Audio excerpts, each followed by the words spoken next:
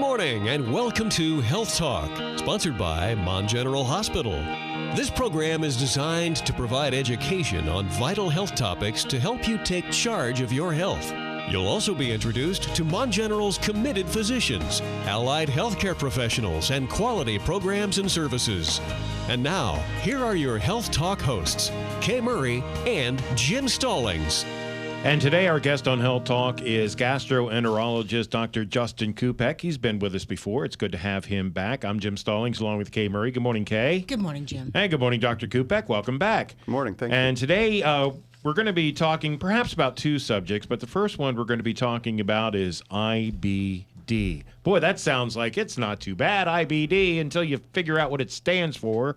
Inflammatory bowel disease. Oh, that doesn't sound good at all. That's correct. It's not the best disease that you can have, that's for sure. It is a process where your body basically attacks itself. There are two, or probably more actually, inflammatory bowel diseases that I deal with on a daily basis. One of them is ulcerative colitis, and one of them is Crohn's disease.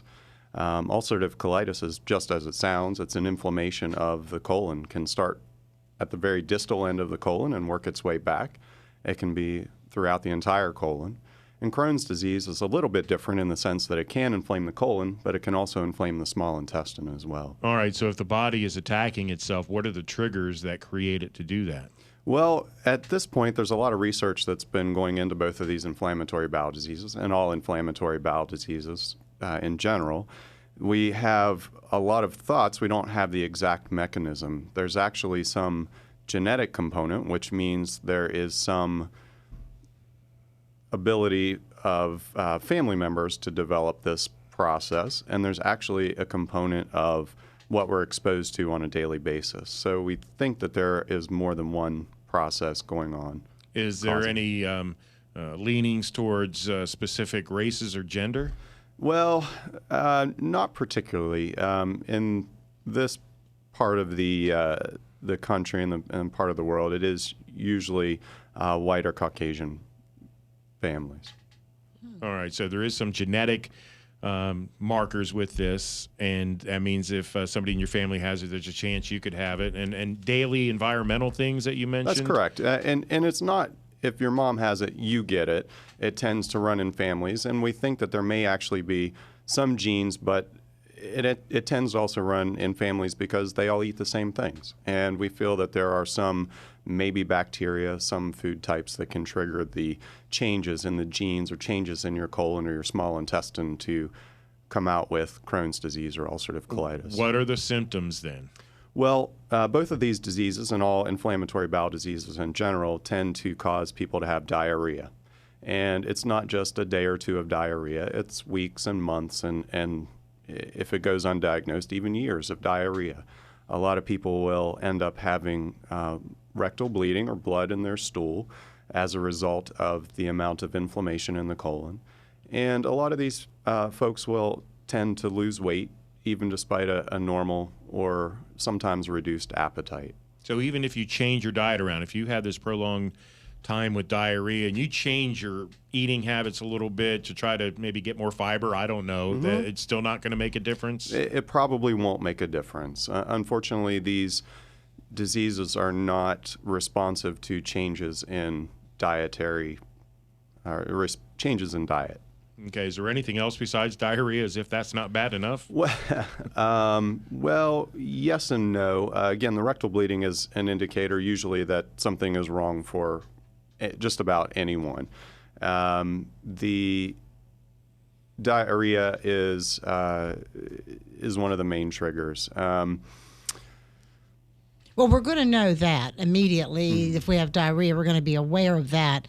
But when we talk about symptoms, and can you tell us some other ways of understanding about our body, what's going on? Right, and I guess in general, you may have some fevers or chills. Again, you may have I know this is somewhat generalized, but you can have some arthritis changes. Really? You can, in some of the inflammatory bowel disease. And some, you can also have changes in your vision or changes with inflammation in your eyes as well.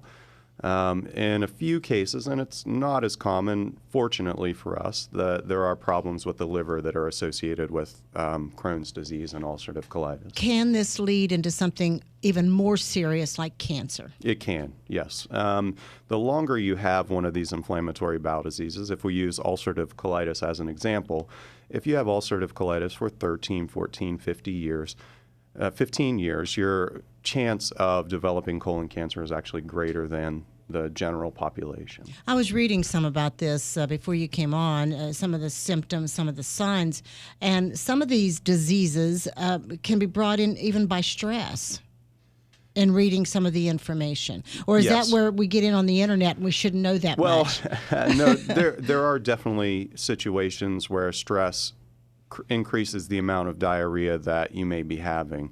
I don't think that stress is a trigger for the development of ulcerative colitis or Crohn's disease, but yes, it can absolutely increase the amount of symptoms that you have from these. And Dulcie, you really conditions. don't know what causes this, do you? We don't. Unfortunately, we don't. Like I said, there are some genes, but unfortunately, not everybody that has ulcerative colitis or Crohn's disease has the exact same gene that other folks with the same disease have. Yeah, So interesting. if I've never had this in my life, I mean, 30, 40, I'm 50 now, and I've never had it, can I still get it? Yes. It's actually fairly interesting how it shows up.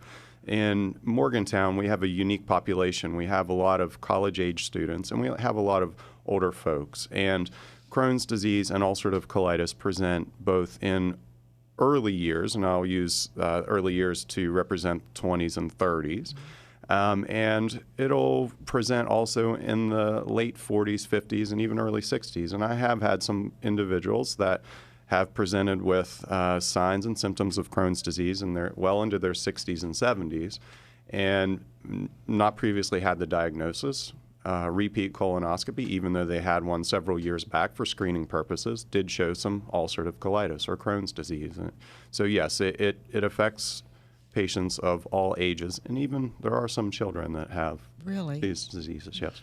Well, we still, of course, need to talk about treatments when we come back from the break. Can this be cured, or is this something you live with for the rest of your life? Those are just a couple of the questions I've come up with. Maybe you have a question as well. Pick up the phone and give us a call. 304-296-0041. Gastroenterologist Dr. Justin Kupec is our guest. We'll be back right after this. This is Mon General's Health Talk.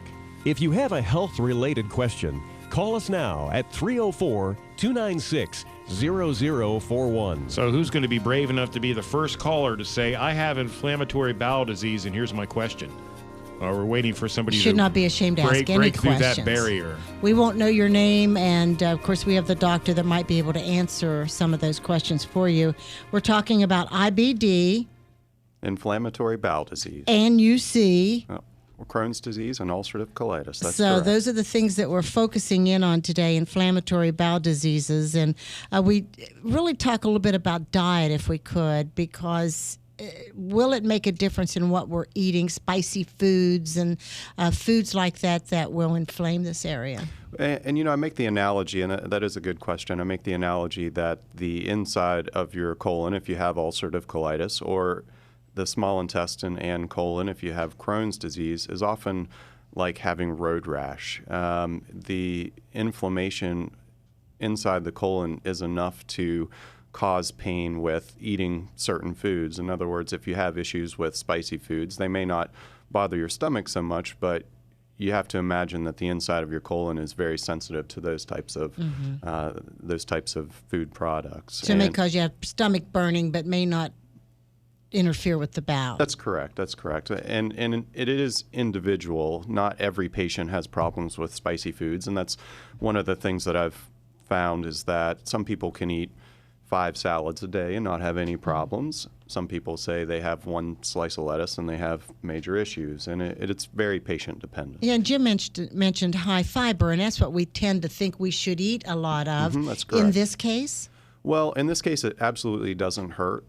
Fiber itself actually helps bulk up your stool, maybe lessening the amount of diarrhea that you have. Now, there are certain types of fiber that are better. The soluble fiber, the kind of over-the-counter supplements, are actually better for this than the fruit and food fibers. Now, the extreme of all this, let's go to the extreme side if we could for just a moment. In looking at the extreme side, do we eventually have to have the large intestine removed? Is that the ultimate fix? In ulcerative colitis, yes, that is the absolute cure for the condition. There are lots of oral medications and IV. There are some IV medications that we can give for ulcerative colitis, but yes, it is the ultimate cure. Now, for Crohn's disease, I would argue that it is not the ultimate cure. Again, Crohn's disease can occur anywhere from the mouth all the way to the rectum. If there is an area and the most common place is right at the junction of the small intestine and the colon. And a majority of patients, I can't give you a great percentage, but it's well over 50% of patients will eventually have surgery for Crohn's disease. Unfortunately, it's not curative in Crohn's disease. It will, at the immediate time, take care of the issue, whether it's a narrowing of that area or whether it's a fistula, which means that there's a hole through the colon or the small intestine. But it is unfortunately not curative for Crohn's disease. If we have to have the large intestine removed, and can we live a normal life after that? Yes, you can. Now, after any type of surgery, life is not quote-unquote normal. However, there are surgeries now that will allow patients to have essentially normal lives afterwards. There will be some difficulty maybe with some diarrhea and maybe some difficulties with abdominal pain and other complications from surgery, but for the most part, patients do well if surgery is required. Now, I will stress, though, that with the medications that we have available to us today, what we call a colectomy or removal of the colon is still necessary in some cases, but it's not nearly as often as it used to be. Good. To the phones we go. Believe it or not, who's the brave young man calling in? It's Travis. Hi, Travis. Hey, guys. I don't have IBD, although my wife might argue that my bowels can be irritating. But You're just irritating, Travis, but that's another show. But I have a question for Dr. Kupec. I was wondering if you had, and I imagine the answer to this is no, but are you familiar with the paleo diet? I'm not sure that I am. Okay, well, I don't have time to explain the whole thing, but basically the theory is eat the things that a caveman had access to. Okay. And in researching this paleo diet, I've found several cases where they claim to have completely eliminated all the symptoms of Crohn's and IBD and ulcerative colitis and things through this diet. Basically, it's eliminating all the grains, corns. It's a low glycemic index diet, and I don't know. This might be something you may want to look into. Yeah, it is, and you know, sorry, I didn't mean to cut you off there, but yes, it is actually that would be helpful, and there are a certain number of patients that actually get better despite what we do as doctors, and I hope that all of my patients are like that. I would like for patients to change their diet to some extent and have relief of their symptoms, and that would be wonderful for me and wonderful for them to have a good, otherwise healthy life. And you know, I think that the paleo diet or other diets aside, I think that any changes that patients make and they feel better, then that would be absolutely fine. And Travis, did the cavemen drink beer? No, they didn't. Well, that diet's not for me. So I slide on the diet because of that. But Dr. Kupec, you know my wife. I'm not going to say her name on the air, but she has Crohn's. So we've kind of been experimenting with this, and it's definitely helped her. So, Well, good, wonderful. She's listening right now. She's probably mad at me. So, Well, you get that a lot, so what's the difference in this day and the other days? All right, Travis, thank you. Thanks, Travis. Good hearing from you. 304-296-0041. How young can someone get Crohn's disease? I'm not sure the absolute youngest age, but there definitely are 5, 6, 7, 8, 9-year-old kids with Crohn's disease, and it sets them up for a lifelong of difficult times. I mean, especially, they're removing large intestines in children that age? To be honest with you, I don't know the answer to that, but I think that if surgery was necessary, in patients with Crohn's disease at that young of an age, yes, they probably would go through with the surgery just to get rid of the symptoms that they may be having. So following up on Kay's question before Travis called, so you can have almost a normal life with the large intestines removed. Yes. You're still able to use the bathroom the way you always have, but you just may have problems with consistency of the stool or viscosity, so to speak. And the colon in its normal state actually will absorb quite a bit of water and moisture from the stool. So if you lose that, you do end up with a looser or watery bowel movement. But for the most part, yes. Yeah, I want to just ask a quick question before we go to Alan. And you talk about loose and watery. Can you lose control of your bowel? Do you suffer from that not being able to control? Or is that to the extreme again? It is a possibility. It can be to the extreme. It depends on what type of surgery that you need. Alan, good morning. You're on with Dr. Kupec. Go right ahead. Good morning, Dr. Kupec. Good morning. Doctor, I had colon surgery back in May of 1980. Okay. I had 10 centimeters of my rectum removed, and I wear a colostomy. Okay. And I have had that colostomy, and I irrigate it every other day or whatever is required. Mm-hmm. Now, my question is the area where I do the irrigation is swelled up enormously, and I have a hard time containing the fluids and stuff. And I was wondering, is there another option that can be transferred over to the other side of my stomach? Well, Or is there some other improvements that can be made there? you know, unfortunately, I do not do this specific type of procedure. I'm not a surgeon, but yes, I believe that if you were to consult your surgeon, they may be able to place the ostomy in a different site. Now, I don't know all of the details, and I'm not sure of the operative risks in doing that. However, that would be something that you would be able to ask your surgeon. It has been done, and in your specific instance, I'm sorry, I can't tell you for sure.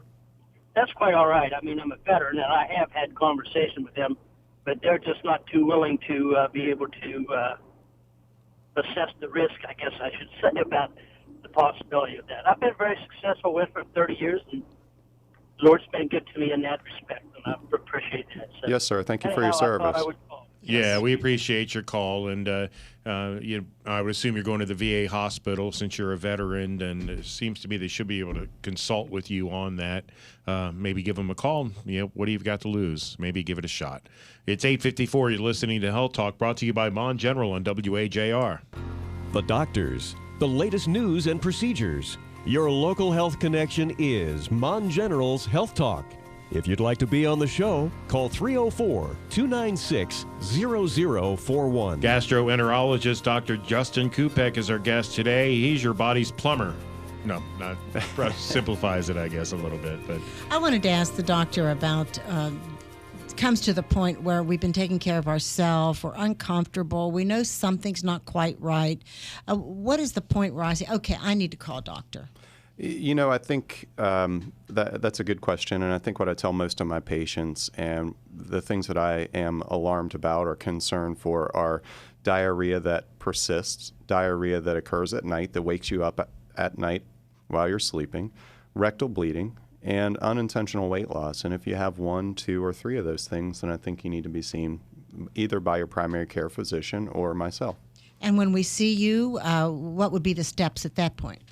Most likely what I would do would be to check some blood work and probably talk to you about a colonoscopy. The only way I can make the diagnosis of inflammatory bowel disease, either Crohn's disease or ulcerative colitis, would be with a colonoscopy and biopsies.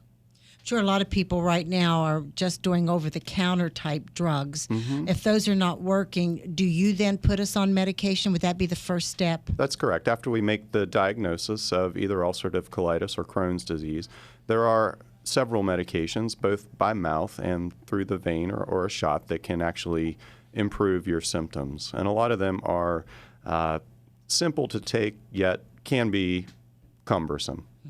Dr. Justin Kupec, are you with Morgantown Surgical Associates? Yes, sir, I am. With Morgantown Surgical Associates and Mon General Hospital. Mon General sponsors this program on WAJR. Thanks so much for the information this morning. Thanks for having me. And you've been listening to Health Talk, brought to you by Mon General on WAJR. Stay tuned for a news update coming up next in Morgantown AM with Kay and Jim on WAJR.